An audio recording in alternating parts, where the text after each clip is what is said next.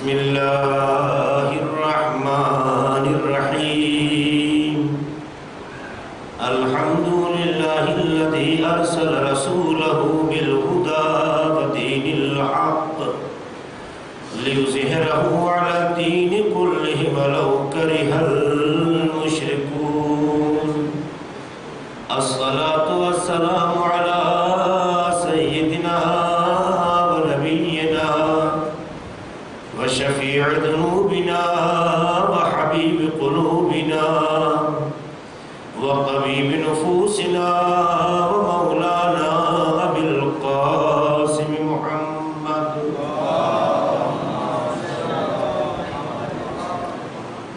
وعلى آل بيته الطيبين الطاهرين المعصومين المظلومين الذين أذهب الله عنهم الرجس وطهرهم تطهيرا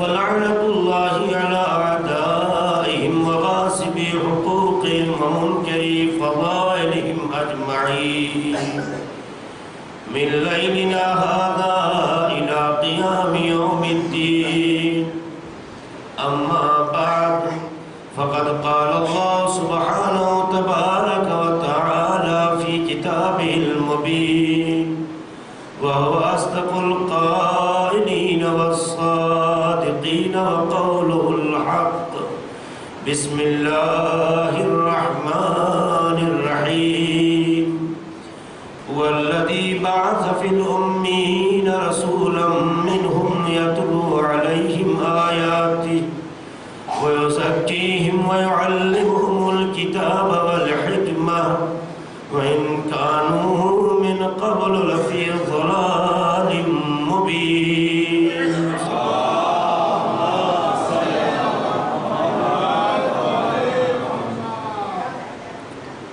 تعلیم کے حوالے سے ہماری گفتگو یہاں تک پہنچی کہ زندگی کا کوئی بھی رخ علم سے خالی نہیں ہے. جو ہم اپنے آس پاس کے حالات دیکھ رہے ہیں، جو حسن، جو خوبصورتی، جو خوبیاں، یہ تمام چیزیں علم کی مرہون منت ہے.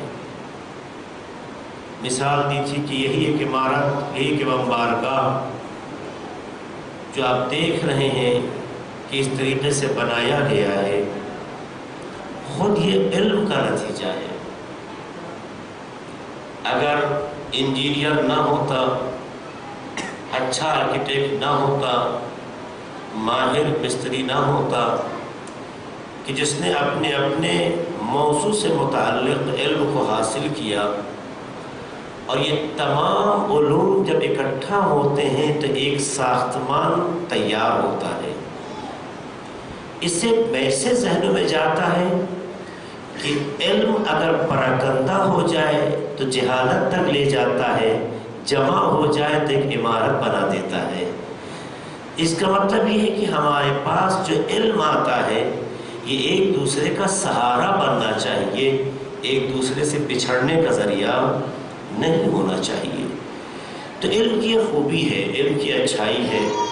اس لیے پروردگار عالم نے اپنی اس کائنات کی بنا تعلیم پہ رکھی.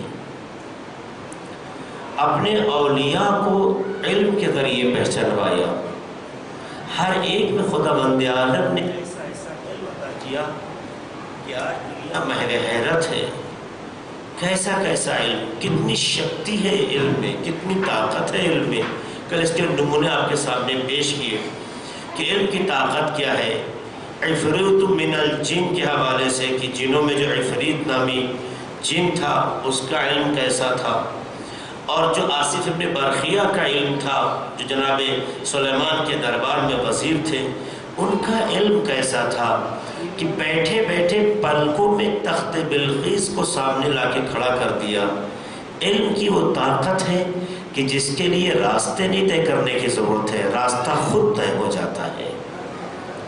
یعنی علم میں وہ طاقت پائی جاتی ہے کہ انسان بیٹھ کر فاصلوں کو لمحے میں طے کر لیتا ہے اور جو چیز ارادے میں لاتا ہے وہ چیز مکمل ہو جائے. یہ طاقت اللہ نے تعلیم میں رکھی ہے. جو علم جس زاویے سے دنیا میں لوگ حاصل کر رہے ہیں، ہر علم کا اپنا اپنا اثر ہے. دیکھیے علم کے بارے میں نہج البلاغہ میں خود امام فرماتے ہیں العلم علمان. علم دو طرح کا ہوتا ہے، علم مطبوع و علم مسموع. دو طرح کے علم جو مولا فرماتے ہیں. ایک وہ علم ہے جو انسان سن کر کسی سے حاصل کرتا ہے، پڑھ کر سن کر ایک دوسرے سے حاصل کرتا ہے. ایک علم ہے جو انسان کسی سے سنتا نہیں، اس کے دل کی آواز ہے، اندر کی آواز ہے جو ذہن تک آتی ہے. اور کسی بہت قیمتی جملے امام کے. علم دو طرح کا ہے، علم مسموع ہے، یعنی ایک تعلیم ہے جو انسان دوسروں سے سن کے حاصل کرتا ہے. ایک علم ہے جو کسی سے سنتا نہیں، اندر کی آواز ہے جو ذہن تک آتی ہے، جس کو علم مطبوع کہتے ہیں، فطرت، نیچر.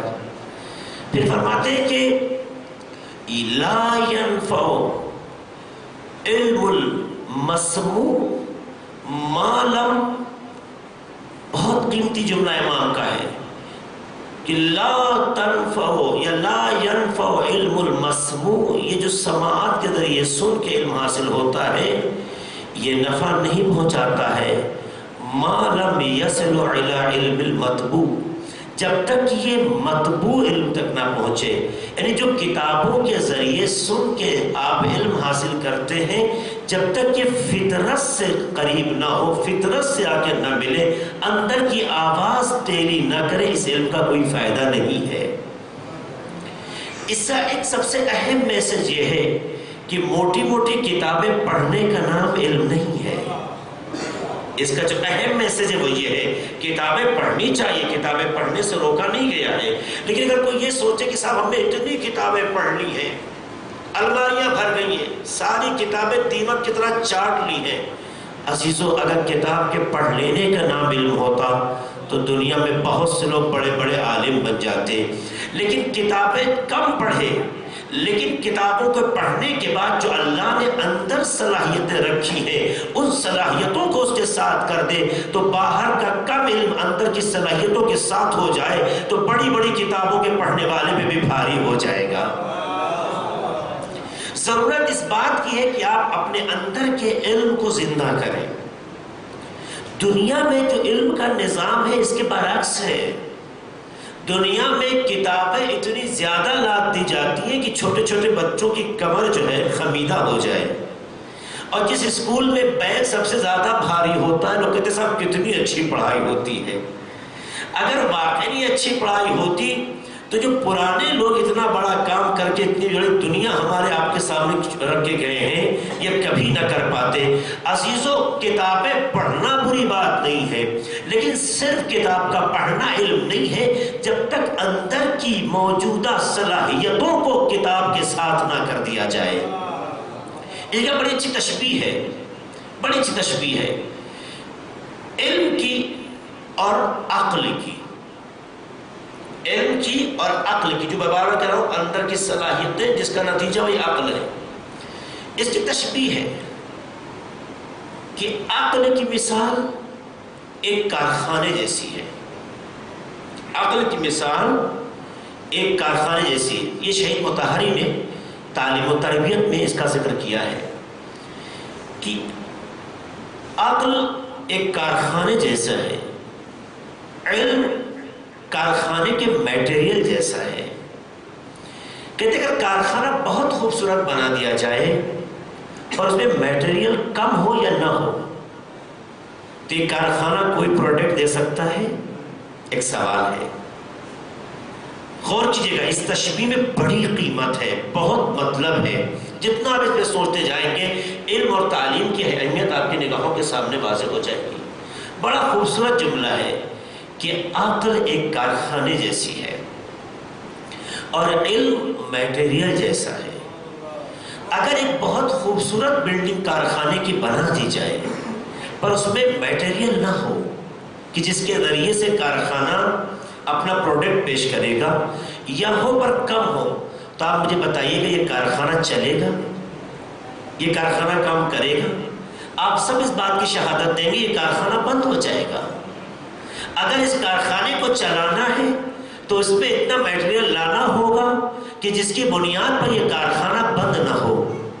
تو کارخانے کے لیے میٹیریل کا ہونا ضروری ہے، میٹیریل کے لیے کارخانے کا ہونا بھی ضروری ہے. نہ صرف کارخانہ کوئی نتیجہ دے سکتا ہے، نہ صرف میٹیریل کوئی اثر دکھا سکتا ہے.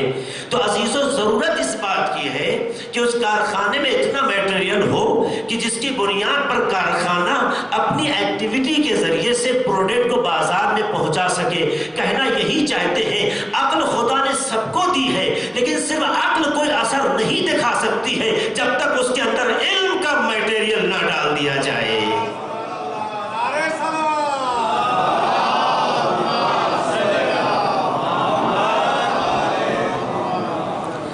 محسوس کیا اگر دنیا میں لوگ جتنے بھی انسان پیدا ہیں، اللہ نے کسی کو عقل سے خالی نہیں رکھا ہے، سب کو دولت عقل سے نوازا ہے.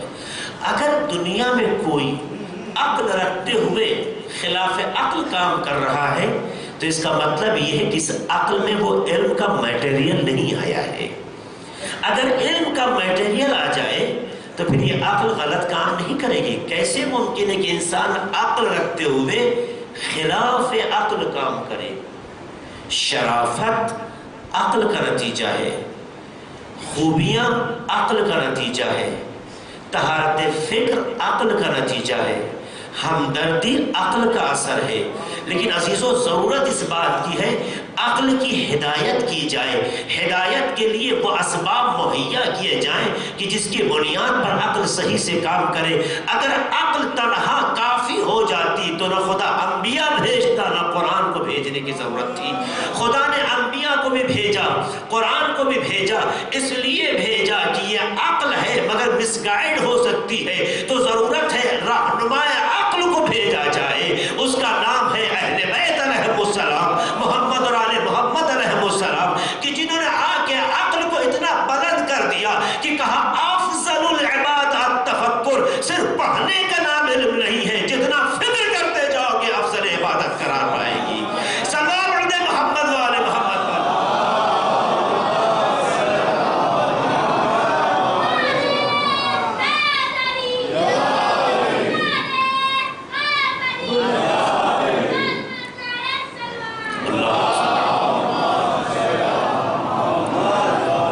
ضرورت ہے تفکر کی، غور و فکر کرنے کی. میرے عزیزوں اور جوانوں، صرف کتابوں پہ توجہ نہ دیں، صرف اور صرف. ورنہ بہت سے بچے ہیں ہمارے، دیکھیے کتابیں بہت پڑھتے ہیں لیکن ان کا علم معیاری نہیں ہوتا ہے. کتاب رہنما ہے، کتاب وسیلہ ہے، ہدف اور منزل نہیں ہے. کتاب ذریعہ ہے، ہونا چاہیے، پر اسے آپ ہدف، اسے آپ منزل نہ سمجھیں. تو اس کے ذریعے سے اپنے راستے کو تلاش کریں. روایت ہے افضل العبادات تفکر، تفکر افضل عبادت ہے، غور و فکر کرنا افضل عبادت ہے. ایک واقعہ شیخ مطہری نقل کرتے ہیں کہ کرج میں ایک ویسٹرن کلچر کا انسان آیا جو پڑھا لکھا تھا. کرج شہر ایران کا ایک دیہاتی علاقے میں گیا. بہرحال شہر ہے، خوبصورت شہر ہے، اس میں بہت سے آثار ہیں جس کے لوگ دیکھنے آتے ہیں. لوگ دنیا میں جو گھومتے ہیں ایک سے ایک جو آثار دیکھتے ہیں. وہاں پہنچا، ایک دیہاتی سے بہرحال گفتگو ہوا.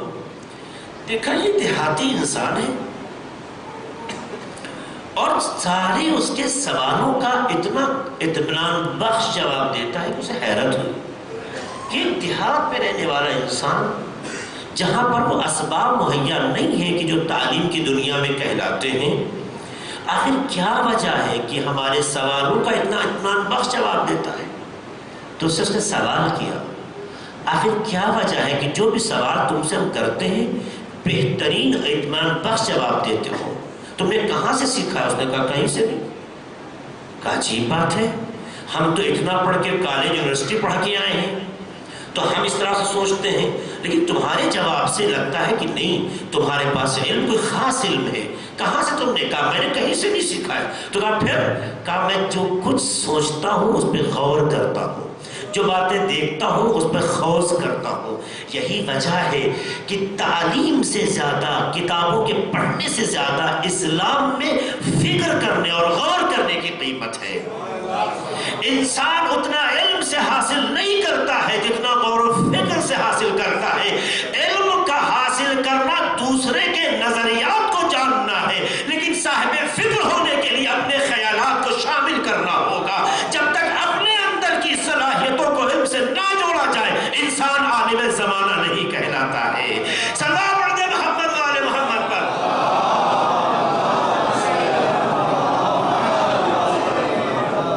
اسی کو کہتے ہیں علم مطبوع، جو مولانا نے نجم العالم فرمایا ہے علم مسموع و علم مطبوع، یا العقل و عقلان، یہ بھی روایت ہے کہ عقل بھی دو طرح کی ہوتی ہے۔ تو جب انسان اپنے اندر کی صلاحیتوں کا صحیح استعمال کرتا ہے تو اس کا علم کامل ہوتا ہے۔ میرے جوانوں یاد رکھنا اس بات کو۔ اور جب انسان اندر کی آواز کے ساتھ غور و فکر کرنے کے بعد آگے بڑھنا چاہتا ہے تو اللہ کہتا ہے وَالَّذِينَ جَاهَدُوا فِينَا لَنَهْدِيَنَّهُمْ سُبُلَنَا، جو لوگ ہمارے راستے میں کوشش کرتے ہیں، تلاش کرتے ہیں، ہم انہیں اپنے راستوں کی ہدایت کر دیتے ہیں۔ یعنی اللہ کی ہدایت کب شامل حال ہوتی ہے؟ جب اللہ کی دی ہوئی صلاحیتوں کا صحیح استعمال ہوتا ہے۔ اللہ کی دی ہوئی صلاحیتوں کا صحیح استعمال ہوتا ہے۔ جب صحیح استعمال ہونے لگتا ہے تو اللہ کی تائید شامل حال ہونے لگتی ہے۔ تو یاد رکھیے گا، جب تک خدا کی تائید شامل حال نہ ہو، علم تو حاصل بھی ہو سکتا ہے مگر اس علم سے بشریت کو نقصان ہی پہنچ سکتا ہے، فائدہ نہیں پہنچ سکتا ہے۔ فائدہ جب پہنچے گا جب اللہ کی تائید بھی شامل ہو جائے۔ ہم نے اسی لیے دیکھا، آج بھی دنیا میں جوانوں سے پوچھے یہ بتاؤ کہ دنیا میں ایٹم بم کس نے بنایا، یہ پوچھتے ہیں دنیا میں یہ بتاؤ انسانیت کو تاراج کرنے والے اسلحے کس نے بنائے، تو ہر ایک کہے گا ویسٹرن نے بنائے ہیں، امریکہ نے بنائے ہیں۔ سب سے بڑا دنیا میں اسلحے کا ڈیلر امریکہ ہے۔ آخر کیا وجہ ہے؟ جو اپنی تعلیم پر اتنا ناز کرتا ہے وہ سب سے زیادہ اسلحہ بناتا ہے۔ کا وجہ یہ ہے اس نے اپنے علم پہ بھروسہ کیا ہے، خدا پہ بھروسہ نہیں کیا ہے، اس لیے اسے علم کے ساتھ ساتھ اسلحے کی ضرورت پڑ گئی۔ لیکن جس نے خدا پہ بھروسہ کیا اسے اسلحے کی ضرورت نہیں ہے، کیونکہ خدا کا بھروسہ خود ایک اسلحہ ہے۔ اس لیے سپر پاور ہونے کے باوجود دنیا اس سے ڈرتی ہے، لیکن وہ اس سے ڈرتا ہے جس کے ساتھ خدا کی ہمراہی ہے۔ سلام علیہ محمد وآل محمد پر۔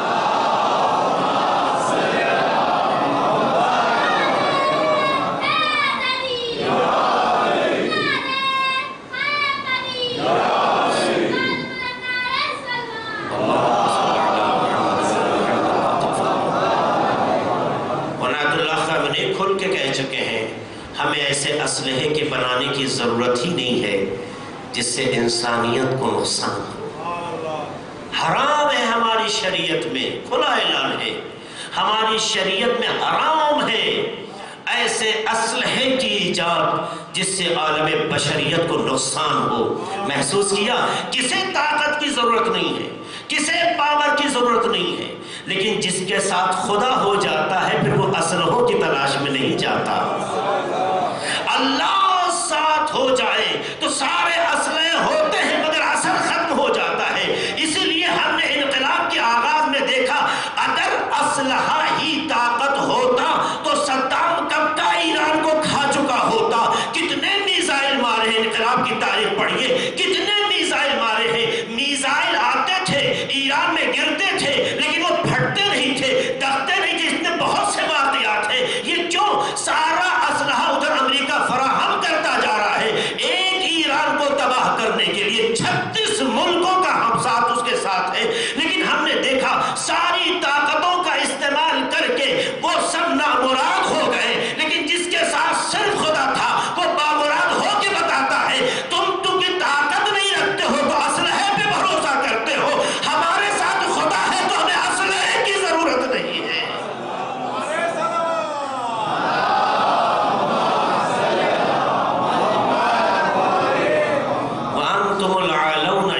کنتم مومنین، قرآن کا کھلا اعلان ہے، تم سربلند رہو گے، کامیاب رہو گے اگر مومن ہو۔ مومن بننا ہوگا، جب مومن ہو جائیں گے تو خدا کی ہمراہی بھی ساتھ ہو جائے گی۔ لہٰذا میرے جوانوں، تعلیم صرف کتاب کا پڑھنا تعلیم نہیں ہے، اپنے اندر پائی گئی صلاحیتوں کا استعمال علم کامل ہے۔ جب آپ ان صلاحیتوں کا استعمال کریں گے تب کسی نتیجے میں پہنچیں گے۔ اسی لیے ضرورت اس بات کی ہے کہ آپ پہلے یہ دیکھیں کہ تعلیم کیسی ہو۔ اسلام کا نظریہ آپ کے سامنے واضح ہو گیا۔ اسلام دنیا کا ایک ایسا مذہب ہے جس کا کھلا اعلان ہے اطلبوا العلم من المہد الی اللحد۔ اس سے بہتر تعبیر تو آپ کے حوالے نہیں آ سکتی کہ ماں کی آغوش سے قبر تک علم حاصل کریں۔ ماں کی آغوش سے قبر تک علم حاصل کرو، یہ تعبیر بتاتی ہے کہ علم کے لیے کوئی خاص زمانہ تلاش کرنے کی ضرورت نہیں ہے۔ ماں کی آغوش میں بچہ آیا، تعلیم شروع ہو جاتی ہے۔ ماں کی آغوش میں بچہ آیا، تعلیم شروع ہو جاتی ہے، اور جو تعلیم بچپن میں ہو جاتی ہے وہ ایسی ہی ہوتی ہے جیسے کسی پتھر پہ نقش بنا دیا جائے۔ جو تعلیم بچوں کو بچپن میں ملتی ہے وہ ایسے ہی جیسے کسی پتھر پہ نقش بنا دیا جائے، کالنقش علی الحجر، یہ تعبیر ہے روایت کی کہ بچپن میں جو علم ہوتا ہے وہ ایسے ہی جیسے پتھر پہ نقش بنا دینا۔ تو جب پتھر پہ نقش بنایا جاتا ہے تو اسے مٹانا آسان نہیں ہوتا ہے۔ اس لیے ہمارے اسلام میں ماں کی ذمہ داری سب سے زیادہ ہے۔ ماں کی ذمہ داری سب سے زیادہ ہے، کیونکہ ماں وہ سکھا دیتی ہے جو دنیا کی کوئی کتاب نہیں سکھا پاتی۔ کیوں بچہ سیکھ لیتا ہے؟ بچہ اس لیے سیکھ لیتا ہے کہ ماں کے سکھانے میں مامتا شامل ہوتی ہے۔ تعلیم وہ نہیں ہے جو ڈنڈے مار کے سکھائی جائے، اصل تعلیم وہ ہے جو محبتوں کے ساتھ سکھائی جائے۔ اب بات سمجھ میں آئی؟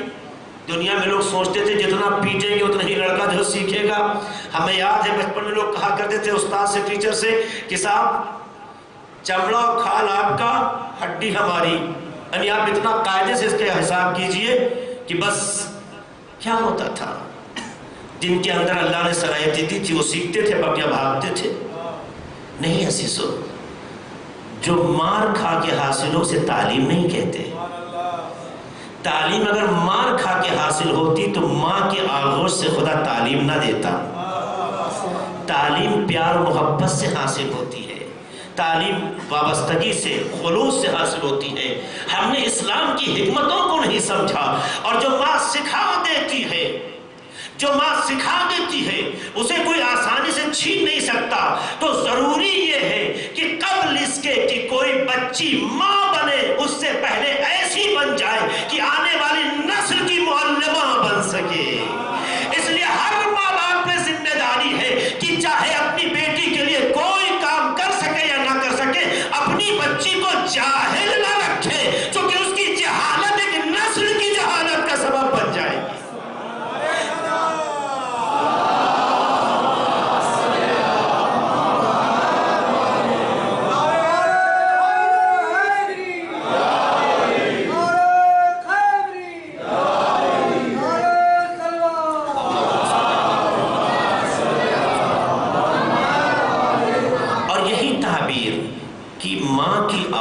سے قبر تک علم حاصل کرو۔ تو اب یہ کہنا جو معاشرے میں کہ صاحب تعلیم کی تو ایک عمر ہوتی ہے، یہ کہنا کہ تعلیم کی تو ایک عمر ہوتی ہے، اب اس کے بعد علم نہیں ہے، یہ حدیث اس کا انکار کرتی ہے۔ کہتے نہیں، اگر قبر تک علم کی بات آتی ہے تو اس کا مطلب سن کتنا بھی ہو جائے خدا نہ جاہل دیکھنا چاہتا ہے، نہ اپنی بارگاہ جاہل لانا چاہتا ہے۔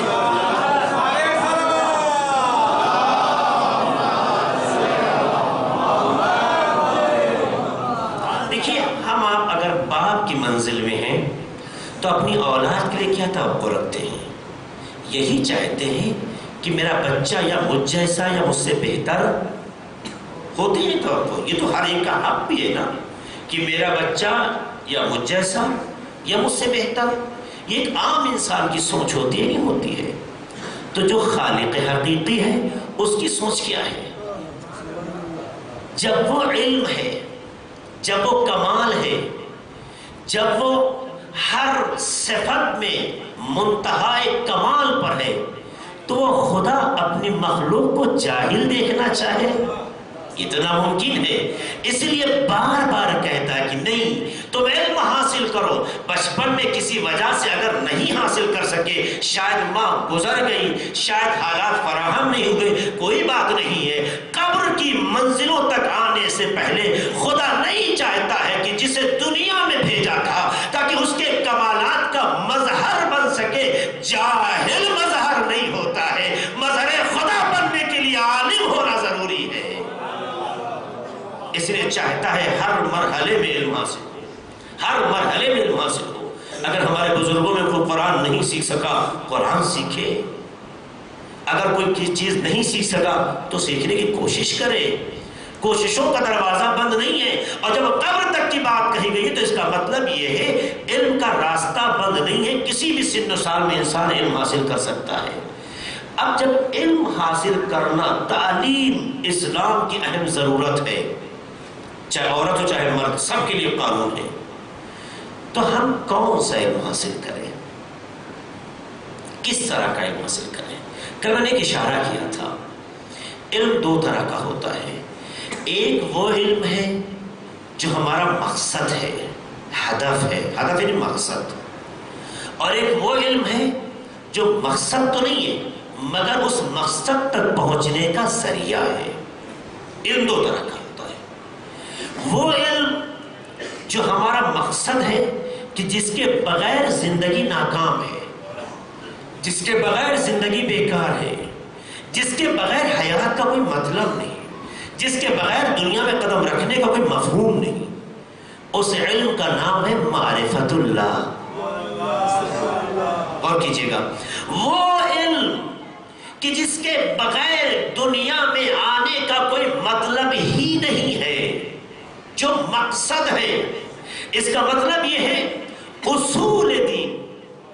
اس کا مطلب اصول دین، توحید کا علم، عدالت کا علم، رسالت کا علم، امامت کا علم، قیامت کا علم، جسے آپ اصول دین کہتے ہیں. معرفت اللہ، معرفت المعاد، قیامت کی معرفت، اللہ کی معرفت، رسالت کی معرفت، امامت کی معرفت. اگر یہ کسی کو حاصل نہ ہو تو دنیا میں آنے کا کوئی مقصد ہی نہیں ہے. چونکہ یہی وہ چیز ہے کہ اگر کسی میں آ جائے تو خدا کے سوا کسی اور کے سامنے جھکے گا نہیں. اگر آ جائے تو عدالت کے سوا ظلم کو سوچے گا نہیں. اگر آ جائے تو انصاف کے علاوہ کسی کا حق نہیں مارے گا. آ جائے تو کسی اور دروازے پہ جائے گا نہیں. چونکہ جب رسالت رہنما ہو جائے، امامت وسیلے نجات بن جائے تو انسان خدا سے زندگی شروع کرے گا. قیامت میں جا کے زندگی کو روک کر کہے گا انا للہ، ہم خدا کی جانب سے آئے ہیں، وَإِنَّا إِلَيْهِ رَاجِعُونَ، اور خدا کی طرف جا رہے ہیں. تو جو علم ہمیں ہمارے آنے کا مقصد اور خدا تک جانے کا مقصد سکھائے، یہی علم ہدف ہے.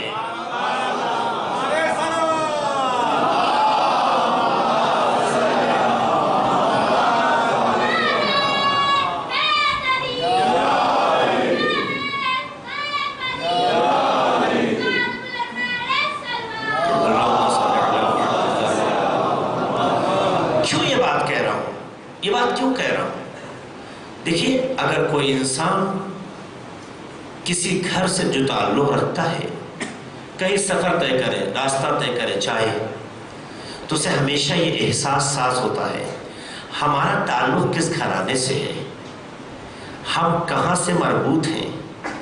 ہمیں جو کچھ کرنا ہے اپنے گھر کی آبروریزی نہیں ہونی چاہیے. ہمیں جو کچھ بولنا ہے ہم اس کے سفیر ہیں، اس سے متعلق ہیں. لہٰذا انسان جس گھرانے سے تعلق ہوتا ہے اپنے تمام سفر میں اس کا خیال رکھتا ہے.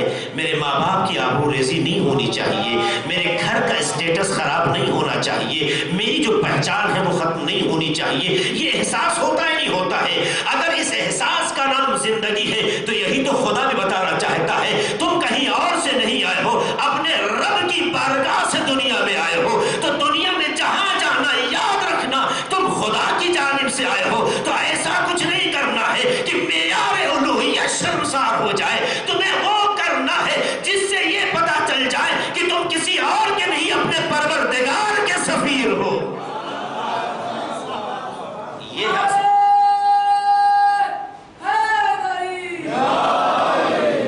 میں یہ ہے زندگی. جانا کہاں ہے؟ جہاں انسان جاتا ہے اسی کے اعتبار سے تیاریاں کرتا ہے.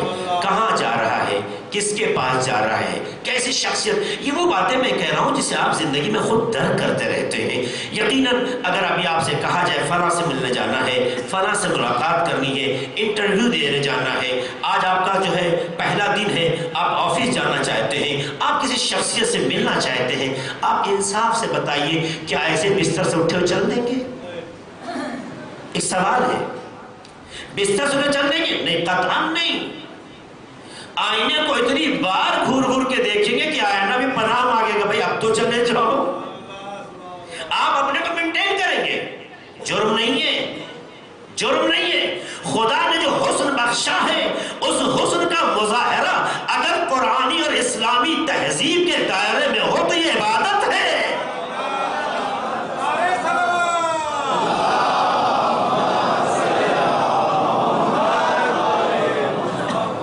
بالوں میں کنگھی کرنا، داڑھی پہ کنگھی کرنا، کپڑے کو مینٹین کرنا، مگر یہ سب مستحب نہیں ہے. آپ دیکھیے حتیٰ نماز میں بھی کھڑے ہوں تو داڑھی میں کنگھی کرنا مستحب ہے. یہ کیوں؟ خدا کی بارگاہ میں کھڑے ہو رہے ہو. وہ نہیں چاہتا میں جسے حسین و خوبصورت بنائے ہوں وہ ڈراکولا بن کے ہمارے سامنے کھڑا ہو. اس کا بندہ ہے تو تمام اس جوہر حسن کو پیش کرے جو اس نے اس کے اندر رکھا ہے. اس لیے اسلام نے آپ کو سکھایا ہے بال کیسے رکھو، چہرہ کیسے بناؤ، کپڑے کیسے پہنو، زندگی کیسے رکھو، آنکھیں کیسی رکھو، بھویں کیسی رکھو. یہ ساری چیزیں اسلام نے سکھائی ہے. جو اس لیے کہ یہ وہی بتا سکتا ہے جس نے پیدا کیا ہو. جو پیدا کرتا ہے وہی جانتا ہے کہ اس کی خوبصورتی کس میں ہے. تو ایک وہ حسن ہے جو خدا تعلیم دیتا ہے، ایک وہ حسن ہے جو معاشرہ سمجھاتا ہے. تو معاشرہ حسن دے کر ذلیل و رسوا تو کرتا ہے، ہمیں وہ کمال نہیں دیتا جو خدا دے رہا ہے. تو ضرورت اس بات کی ہے کہ ہم وہ کریں کہ جو خدا نے ہمیں تعلیم دی ہے. تو اگر ہم کہیں آفس جاتے ہیں، کہیں ہم پہلے دن کسی شخصیت سے ملنے جاتے ہیں تو اپنے کو مینٹین کرتے ہیں، مرتب کرتے ہیں، آراستہ کرتے ہیں. جیسی سامنے والی شخصیت ہوتی ہے، جیسا سامنے والے کا اعتبار ہوتا ہے، اس اعتبار سے جو خدا نے ہمیں دیا ہے اس اعتبار سے اس طریقے سے ہم اپنے کو مرتب اور منظم اور آراستہ کرتے ہیں. انصاف سے بتائیے تو اگر ہمیں خدا کی بارگاہ میں جانا ہو تو کیسے جانا چاہیے؟ آپ بتائیے کیسے جانا چاہیے؟ تو وہ علم جو ہمیں ہماری آمد کو سکھائے، وہ علم جو ہمارے جانے کو ہمیں سکھائے، ہم آئے کہاں سے ہیں، تاکہ زندگی میں جب بھی ہم قدم اٹھائیں یہ نہ فراموش کریں کہ کسی بارگاہ کے ہم سفیر ہیں اور ہمیں جانا کہاں ہے. جب یہ جو ہم مرتے وقت کہتے ہیں انا للہ و انا الیہ راجعون، یہ فیشن نہیں ہے، یہ اس مرنے والے نے ہمارے ذہنوں کو پھر متوجہ کر دیا ہے کہ تم دنیا میں اگر غافل ہو گئے ہو تو یاد کرو خدا کی جانب سے آئے ہو، اسی کی بارگاہ میں جانا ہے. جو بارگاہ پناہ دیتی ہے اسے خدا کہتے ہیں.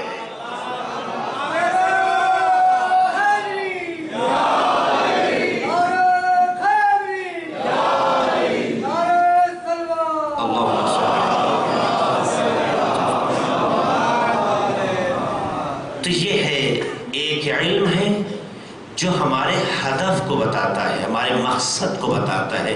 مقصد زندگی کیا ہے، مقصد حیات کیا ہے، یہ کبھی نہ بھولیے گا، چونکہ یہ علم جو اصول دین ہے نا، یہ مقصد حیات کو بتاتا ہے۔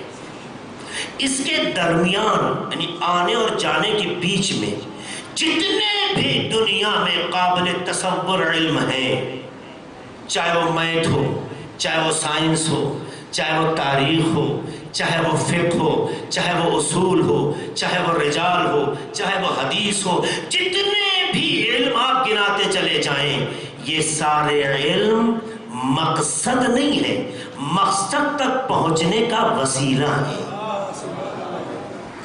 اب آپ ہمیں یہ بتائیے، ہمارا ذہن اب تک کس علم کی طرف، کس تعلیم کی طرف زیادہ توجہ رکھتا ہے؟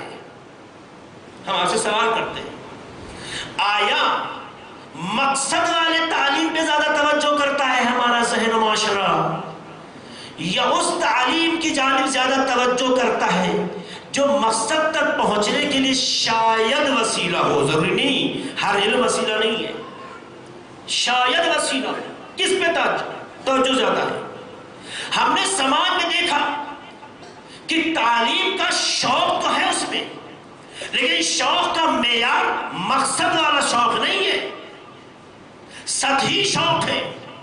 اپنے ہونے والے بچے کے لیے شہر کے سب سے اچھے اسکول میں ایڈمیشن کے لیے، جو پیدا ہو کر 3 سال کے بعد جائے گا، ابھی یہ بھی نہیں پتا ہے کہ زندہ آئے گا دنیا میں یا خدا نخواستہ حادثے کا شکار ہو جائے گا، ہمیں یہ نہیں پتا ہے، مگر سماج میں ایسے گھرانے پائے جاتے ہیں کہ آنے والے بچے کے لیے جو 3 سال کے بعد اس لائق ہوگا کہ اپنی زبان کو کچھ بولنے کے لیے صحیح طریقے سے حرکت دے سکے، اس کے ایڈمیشن کے لیے ہر ایک اچھے اسکول کی تلاش، ویٹنگ لسٹ کی کوشش، جس طرح سے ڈونیشن دینے کی کوشش، ہر انسان محنت کر رہا ہے، ہر انسان تلاش کر رہا ہے، حق بھی ہے، کیونکہ آپ باپ ہیں، ہر باپ چاہتا ہے اس کا بیٹا اچھے اسکول میں پڑھے، لیکن یہ بتائیے، یہ تلاش مقصد کی تلاش ہے یا ایک سطحی تلاش ہے؟ آپ نے اپنے بچے کے آنے سے پہلے ایسے اسکول کو ڈھونڈا کہ جہاں پہ اس کو انگلش سکھائی جا سکے،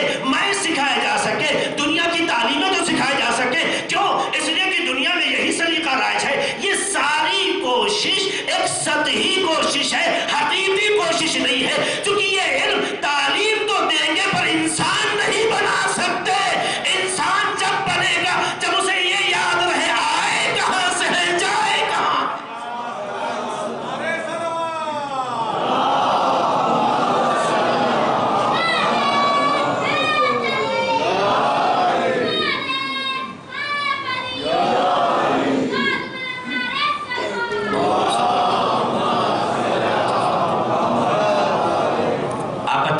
ہماری جتنی کوشش ہوتی ہے کس دشا میں ہوتی ہے، قابل غور مرحلہ ہے یا نہیں؟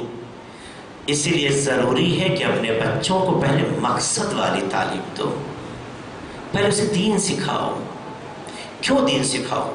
بچہ بچپن میں معصوم ہوتا ہے، بے گناہ ہوتا ہے، اس کی فکر پاک ہوتی ہے، اس کی سوچ پاک ہوتی ہے، اب اس سماج کی مصیبتیں اس کے ساتھ نہیں ہیں، ماحول کی گندگیاں اس کے ساتھ نہیں ہے، ماں کی فکری طہارت اور پاک گود اس کے ساتھ ہے۔ تو عزیزوں، جب وہ مرحلہ ہے تو فطرت کے ماحول میں فطری تعلیم دو، قرآن سکھاؤ، دینیات سکھاؤ، عقائد سکھاؤ۔ اگر فطرت کو فطرت دو گے تو وہ فطرت اور قوی بن جائے گی۔ جو بچہ بچپن میں فطری تعلیم سے آشنا ہو جاتا ہے اسے زمانہ نہیں بدلتا، وہ زمانے کو بدل دیا کرتا ہے۔ ہم سب غفلت کی نیند سو رہے ہیں، ہم سب کا یہی حال ہے۔ ہماری مائیں جو یہاں پہ حاضر ہیں، جو ہماری بہنیں یہاں پہ موجودہ ہیں، یہ ان کے لیے بھی دعوت فکر ہے۔ سوچیں، ہم نے اپنے بچوں کو صرف دنیا کی حد تک دیکھا، مقصد حیات کے تحت نہیں دیکھا۔ ہم نے اپنے بچوں کے ساتھ انصاف نہیں کیا، ہم نے اپنے بچوں کے ساتھ ظلم کیا ہے۔ آپ ضرور سکھائیں تعلیم، آپ ضرور دیں تعلیم، اچھے سے اچھے اسکول میں بھیجیں، یہ آپ کا حق بنتا ہے جتنی خدا نے آپ کو استعداد اور کیپیسٹی صلاحیت دی ہے، لیکن اس سے پہلے اس علم پہ توجہ دلائیں جو مقصد ہے، جو ہدف ہے،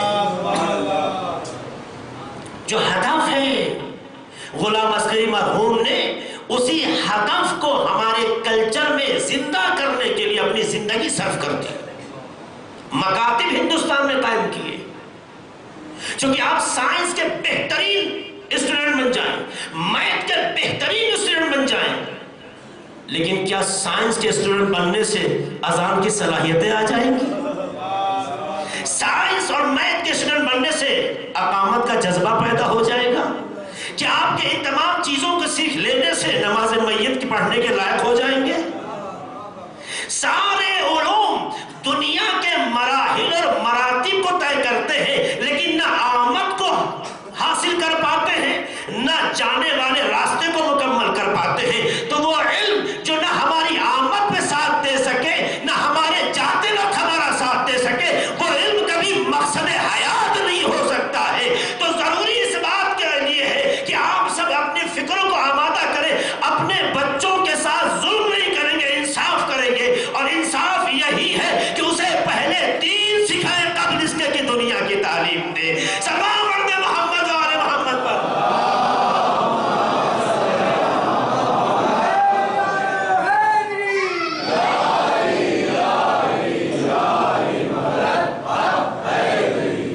یہ کیوں؟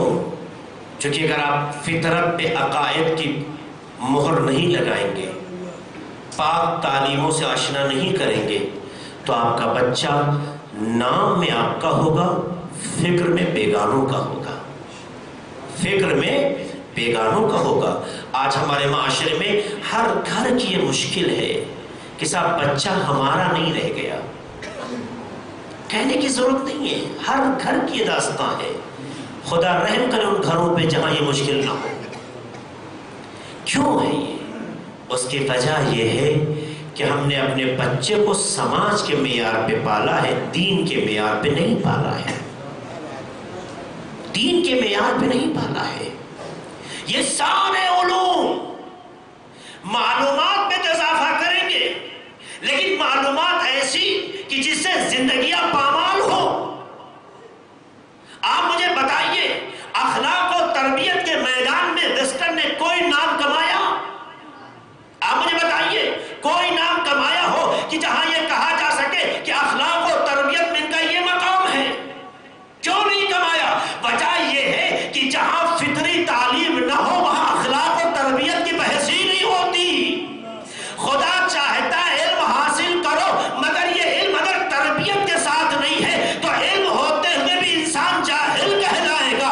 اصل عالم وہ ہے جو فطرت کو کمزور نہ ہونے دے۔ اصل عالم وہی ہے جو فطرت کو کمزور نہ ہونے دے۔ بڑی مثال آپ کو یاد ہوگی جو بارہا کئی موقع پہ میں ذکر کر چکا ہوں۔ ایک ڈاکٹر کتنا اچھا ڈاکٹر کیوں نہ ہو جائے، لیکن اگر اس کے اندر اخلاق نہیں ہے، زبان میں تہذیب نہیں ہے، تو لوگ کیا کہتے ہیں اس کو؟ ایک انجینئر ہے، بہترین جو ہے اسٹوڈنٹ رہا ہے انجینئرنگ کا، لیکن اگر اس کے اندر شرافت نہ ہو تو آپ کیا کہیں گے اس کو؟ ایک عالم دین ہو، بہترین علم دین حاصل کر لے، مگر اخلاقیات میں کمزور ہو تو اسے کیا کہیں گے آپ؟ آپ سب کہیں گے صاحب چھوڑیے اس کی بات، یہ تو پڑھا لکھا جاہل ہے۔ پڑھا لکھا جاہل عنوان ان کے لیے ہے کہ جن کے پاس علم کی کمی تو نہیں ہے، لیکن جو علم انہیں انسان بناتا جسے تربیت اور اخلاق کہتے نہیں ہے۔ اس لیے کتابوں کے انبار اکٹھا ہو جانے سے انسان تہذیب یافتہ نہیں ہوتا ہے، تہذیب کے لیے اخلاق و تربیت کی ضرورت ہوتی ہے، تہذیب کے لیے اخلاق و تربیت کی ضرورت ہوتی ہے۔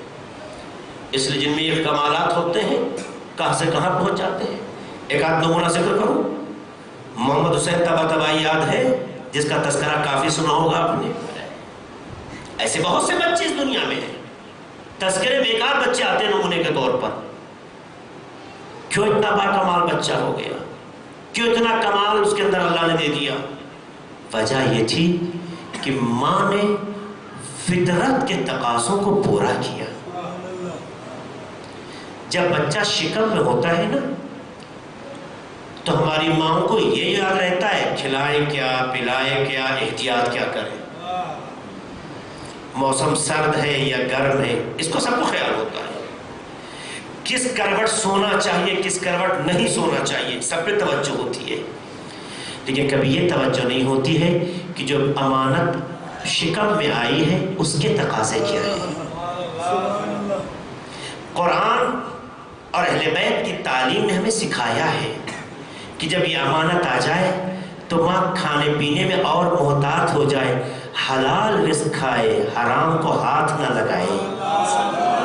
دیکھیے، حلال رزق کھائے، حرام کو ہاتھ بھی، اس کا مطلب نہیں پہلے حرام کھا لے، بات یہ نہیں ہے، حرام تو ہمیشہ حرام ہے، لیکن ایک نسل کی ماں بن رہی ہے تو تربیت کا اصول یہ ہے کہ جب تک مربیہ میں کمال نہ ہو بچے میں کمال نہیں آ سکتا۔ لہٰذا اس وقت مشکوک غذا کو ہاتھ نہ لگائے، حرام غذا نہ کھائے، جتنا وقت ملے غیبت میں صرف نہ کرے، یا دعا پڑھے یا قرآن پڑھے، اگر اسی میں دل نہ لگے مصلی بچھا کے تسبیح پڑھے۔ عزیزو، اسلام نے کبھی بھی کسی بھی عالم میں کسی بھی حالت میں عورت کو مصلی پہ بیٹھنے سے نہیں روکا ہے، سماج روکتا ہے، مذہب نہیں روکتا ہے۔ عورت کبھی بھی کسی بھی کنڈیشن میں ہو اسلام کی تربیت میں وہ مصلی پہ بیٹھ سکتی ہے۔ جن دنوں میں نماز اس پر معاف کی گئی ہے ان دنوں میں بھی باوضو ہو کر اللہ کی بارگاہ میں تسبیح کر کے عبادت کا ثواب لے سکتی ہے۔ اللہ نے عورت کو کبھی عبادت سے اس لیے محروم نہیں کیا ہے چونکہ وہ ایک نسل کی ماں ہے۔ اگر ماں عبادتوں میں کمزور ہو گئی تو بچہ کبھی عابد و زاہد نہیں بنے گا۔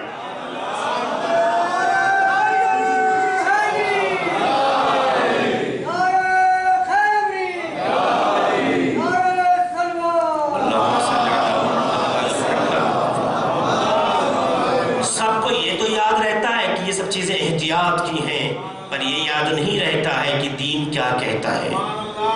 جن دنوں میں خواتین پر نماز معاف ہے ان دنوں میں بھی اگر چاہے عبادت کا ثواب لینا تو باوضو ہو کر مصلی پہ بیٹھ سکتی ہے، جتنی دیر نماز پڑھتی ہے تسبیح کرتی رہے، تسبیح کرنے کا ثواب عبادت کا ثواب ملے گا۔ عزیزو، اسی لیے کہا گیا ہے اگر کوئی گھر میں مسجد میں نہیں جا پاتا ہے، گھر میں ہی نماز پڑھتا ہے تو ایک جگہ مخصوص کر لے۔ کیوں؟ فائدہ کیا ہے؟ کا فائدہ یہ ہے کہ جب انسان کہیں پہ مسلسل عبادت کرنے لگتا ہے تو پروردگار کے برکات جاری ہو جاتے ہیں، فرشتوں کی آمد جاری ہو جاتی ہے، توجہ ہو جاتی ہے۔ اس لیے کہا گیا ہے اگر کسی کو موت کے وقت دم نکلنے میں تکلیف ہو رہی ہو تو گھر میں جہاں عبادت کرتا رہا ہے وہاں لٹا دو، آسانی سے دم نکل جائے گا۔ یہ کیوں ہے عزیزو؟ گھر آپ کا ہے، زمین آپ کی ہے، لیکن چونکہ خدا کی عبادت کی جگہ بنا دی تو خدا اتنی برکتیں نازل کر دیتا ہے کہ موت بھی آسان ہو جاتی ہے۔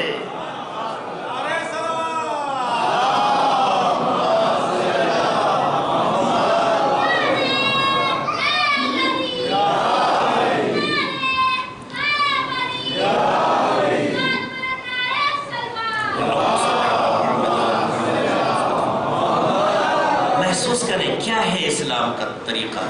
اسلام میں کچھ چیزیں سکھائی ہیں، ماں غیبت سے بچے، ماں گناہ سے بچے، ماں غلط کاموں سے بچے۔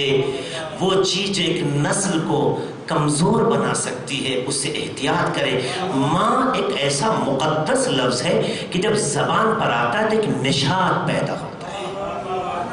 خدا نے ایک ایسی تعبیر ہماری زندگی میں ماں کے نام کی رکھی ہے کہ جیسے آپ رشتے میں کچھ بھی بولیں وہ کیفیت اندر سے نہیں پیدا ہوتی ہے جو لفظ ماں میں ہوتی ہے۔ یہ یوں ہی نہیں ہے، یہ خدا نے رکھی ہے۔ خدا تمام لوگوں کی ماں کو سلامت رکھے، بہت بڑی نعمت ہے۔ یہ سوچئے خدا نے اپنے کمالات کا مظہر ہماری زندگی میں جسے بنایا ہے اسے ماں کہتے ہیں، جو بھوکی رہتی ہے پر ہمیں بھوکا نہیں چھوڑتی، پیاسی رہتی ہے ہمیں پیاسا نہیں چھوڑتی، درد میں رہتی ہے ہمیں درد میں مبتلا نہیں ہونے دیتی۔ اپنے سکون کو بھول جاتی ہے مگر ہمارے سکون کا سب سے زیادہ خیال رکھتی ہے. اس کے پیروں میں ورم آ جائے مگر اگر ہمیں آغوش میں لے کے ٹہلاتے ہوئے سلانے عادت بن گئی ہے تو پیر کے ورم کو بھول جاتی ہے، پر بچے کو سلانے کے لیے اس تکلیف کو برداشت کرتی ہے. ماں بہت بڑی طاقت ہے، اس لیے اسے کمزور نہ ہونے دیں. تو اسلام کی تعلیم کچھ اور ہے، ہمارا سماج کچھ اور ہے. ہمیں بدلنا ہوگا. اگر ہم بدل دیں تو ایک ہی نہیں محمد حسین پیدا ہوگا، ہزاروں سماج میں محمد حسین پیدا ہو جائیں گے، ہزاروں پیدا ہو جائیں گے. کیوں پیدا ہوں گے؟ اس لیے کہ ماں نے وہ حق ادا کر دیا ہے جو ہر ماں اپنے اولاد کے ساتھ ادا کرتی ہے. جہاں تک ممکن ہے ماں باوضو رہے، جہاں تک ممکن ہے اپنے کو پاک اور طاہر رکھے، چاہے ظاہری اعتبار سے کیوں نہ ہو. چونکہ جب انسان طاہر رہے گا تو اثر بھی طاہر ہوتا چلا جائے گا. تو جب اثر طاہر ہوگا تو یقیناً جو اس کے اندر چیزیں منتقل ہوں گی وہ بھی طہارت کی ہوگی. بچہ جب آغوش میں آ جائے یا ماں کے شکم میں ہو، دونوں صورتوں میں اسلام نے تعلیم دی ہے. وہ یہ ہے کہ تم ان چیزوں سے بچو جو اس کی لائف کو خراب کر سکتی ہے. لہٰذا بجائے میوزک لگانے کے، بجائے وہ چیزیں جس سے بچہ بہلتا وہ لگانے کے، آؤ قرآن سے مانوس کرو. چونکہ جس سے مانوس بچپن میں کر دیا جائے بچہ ویسے ہی ہو جائے گا.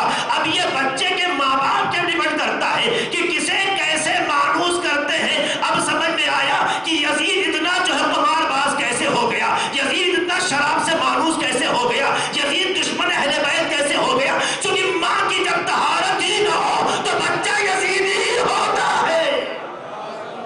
چلو بڑھتے محمد والے محمد پر.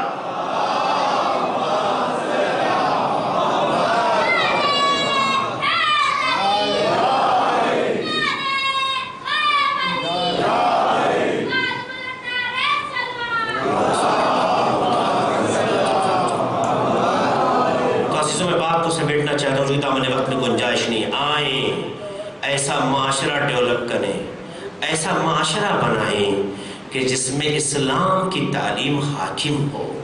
اگر اپنے بچوں کے حق میں ابھی تک ہم انصاف نہیں کر سکیں تو اب سے متوجہ ہوں، کہیں ایسا نہ ہو ہم دنیا سے گزر جائیں، بچہ ہمارے اوپر فاتحہ پڑھنے کے قابل نہ رہ جائے. ایسا نہ ہو. اسلام نہیں چاہتا ہے ایسا کرانا. ایسا گھرانہ چاہتا ہے کہ جہاں فطرت بھی زندہ ہو، ضرورتیں بھی پوری ہوتی رہیں. دنیا کی تعلیم بھی حاصل کرو. آپ کے لیے ہے دین پہلے سیکھو، اس لیے کہ اگر وہ نہ سیکھا تو خود کے ساتھ انصاف نہیں کیا، اور جب خود کے ساتھ انصاف نہیں ہوتا ہے تو انسان ہو کے جانور ہو جاتا ہے. کربلا میں امام حسین کے قتل کے لیے لوگ یوں ہی تیار نہیں ہو گئے. آسان بات نہیں ہے. کربلا میں امام حسین علیہ السلام کے قتل کے لیے جو لوگ تیار ہوئے اس کی سب سے بڑی وجہ یہ تھی کہ ان کی فطرت میں کھوٹ تھا، ان کی تربیت میں خیانت تھی. ورنہ امام وقت کو مارنے، اس کے قتل کے لیے تیار ہونا یہ کوئی کھیل نہیں ہے. یہ جب تک دل قسی القلب نہ ہو جائے، یہ دل پتھر نہ ہو جائے، اس وقت تک یہ حوصلہ پیدا نہیں ہوتا ہے کہ امام وقت کے قتل کے لیے انسان تیار ہو جائے. آپ نے دیکھا ہوگا دنیا میں بہت سے لوگ ایسے چہرے والے ہوتے ہیں کہ انہیں دیکھ کر دل کہتا ہے کہ انہیں دیکھتے رہے، ہے نا. کبھی انہیں اذیت پہنچانے کا دل نہیں سوچتا، تصور بھی نہیں ہوتا. کچھ چہرے اللہ نے دنیا میں ایسے رکھے ہیں. سوچیں کہ جو اللہ کا نمائندہ ہو، جو اللہ کی حجت ہو، جو اللہ کا ولی ہو، جو اللہ کا نمائندہ ہو، اس کے چہرے کی ملاحت کیا ہوگی، کشش کیا ہوگی. آسان بات ہے. ہاں جہاں کہیں نہ کہیں سے فطری تقاضے زندہ ہوں وہ ہر پل کے بتاتے ہیں ٹھیک ہے کہ حالات نے ہمیں لشکر یزید کا اسیر کیا تھا، مگر فطرت جب بھی بیدار ہوتی ہے ہم حسین کے جو ہے عاشق بن جاتے ہیں. اور کربلا میں جڑنے والے ایسے بھی سورما کم نہیں ہے. یہ کربلا ہر دور کے لیے آئیڈیل ہے. یہ کربلا ہر زمانے کے لیے آئیڈیل ہے. یہ کربلا کا تذکرہ ہمارے درمیان صرف رونے کے لیے نہیں ہوتا ہے، ہمیں جینے کا سلیقہ حاصل کرنے کے لیے بھی ہوتا ہے. یہ ایام، یہ دن جو یقیناً اہل حرم کے لیے سخت ہیں، بہت درد کے ہیں، جن کے گھر لٹ چکے ہیں،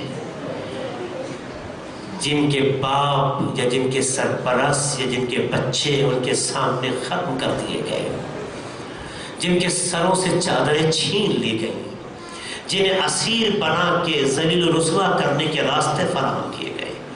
یہ وہ ایام ہیں جو اہل بیت کے لیے سب سے سخت ہے.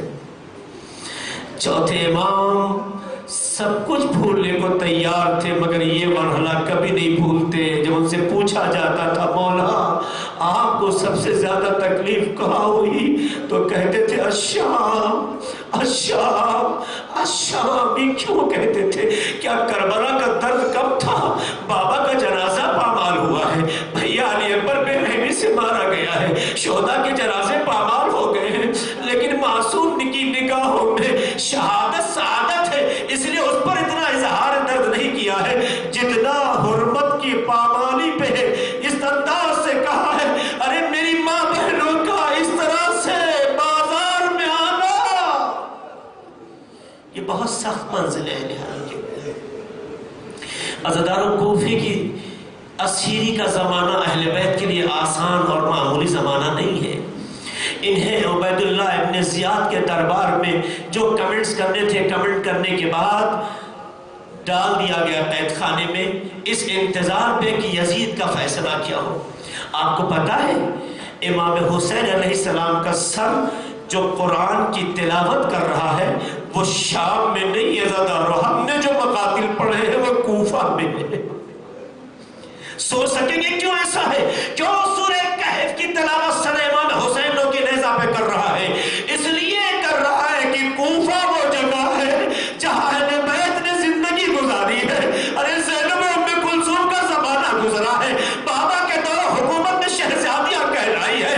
بہت سخت منزل ہے کہ جہاں انسان کی ایک عزت ہو، ایک شناخت ہو، ایک پہچان ہو، انہیں وہاں رسوا کر کے اسیر کر کے ہاتھوں کو باندھ کے سر سے چادریں کھینچ کے لا کے کھڑا کیا گیا ہو. اس لیے لوگ نیزہ پہ سر حسین تلاوت کر کے لوگوں کی توجہ اپنی طرف کر رہا ہے کہ کوئی زینب کی طرف نہ دیکھے، کوئی ام کلثوم کی طرف نہ دیکھے. سوچو امام حسین کو کتنی تکلیف ہے کہ لوگ نیزہ پہ جانے کے بعد بھی ارے اہل حرم کی بے وداعی حسین ابن علی کو برداشت نہیں. تکلیف کتنی ہوگی اگر آقا حسین کے اس درد کا احساس کرے تو سوچو زینب پہ کیا گزرتی رہی ہوگی، کتنا درد رہا ہوگا، کتنے مسائل ہوئے. بس دو لمحہ آپ کے سامنے رکھنا چاہتا ہوں ختم و دعا. اے عزادارو شہادت ہو گئی کربلا میں. کوفے میں ابن زیاد نے جو بے حرمتی امام حسین کے سر مبارک سے کی، دندان مبارک سے کی، سوچ سکیں گے آپ؟ بعض صحابی بھی اس کے دربار میں بیٹھے ہوئے ہیں. انس ابن مالک کہتے ہیں، یہ ایک صحابی ہے، وہ کہتے ہیں میں بیٹھا ہوا تھا، ایک دشت میں سر امام حسین لا کے رکھا گیا اور پورے نشے کے ساتھ ابن زیاد مسند پہ بیٹھا ہوا، ہاتھ میں اس کی چھڑی ہے، امام حسین علیہ السلام کے دندان مبارک پہ مارتا گیا اور کہتا کتنے حسین دانت ہیں. تو ایک مرتبہ انس ابن مالک پلٹ کے کہتے ہیں ابن زیاد اگر برا نہ لگے تو ایک بات کہنا چاہتا ہوں، ارے جسے تو بے حرمتی کر کے چھڑی مار رہا ہے میں نے اپنی آنکھوں سے دیکھا ہے، رسول خدا صلی اللہ علیہ وسلم ارے انہی دانتوں کو چوما کر پھر چھڑی لے کر جب امام حسین کے کبھی سر پر، کبھی لبوں پر، کبھی چہرے پہ وہ چھڑی کو یوں مارتا ہے تو زید ابن ارقم بھی